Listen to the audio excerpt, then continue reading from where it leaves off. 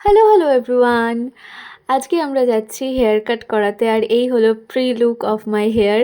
এরকম একটা কিছু লাগছে দেখতে।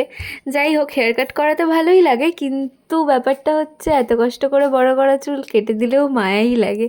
And here we are ready to go for our haircut session. আর রাস্তায় যেতে যেতে যে কটা প্যান্ডেল রেডি হচ্ছিল সেগুলো দেখতে দেখতে যাচ্ছিলাম। আর লাইটিংও সব লাগানো হয়ে গেছে, খুবই সুন্দর লাগছিল দেখতে। কিন্তু গিয়ে আমরা যেটা দেখলাম সেটা হলো বিশাল লম্বা লাইন।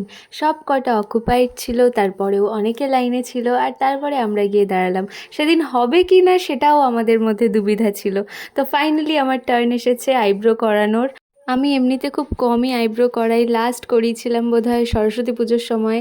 তারপর টার্ন আসলো আমার হেয়ার ওয়াশের, তারপর আবার কিছুক্ষণ ওয়েট করতে হয়েছিল।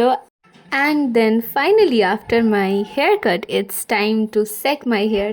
কী ভালো লাগে না চুলটাকে সেট করে দেওয়ার পরে? মনে হয় ওয়াও কী ভালো, কিন্তু just one hair wash and boom, everything is gone.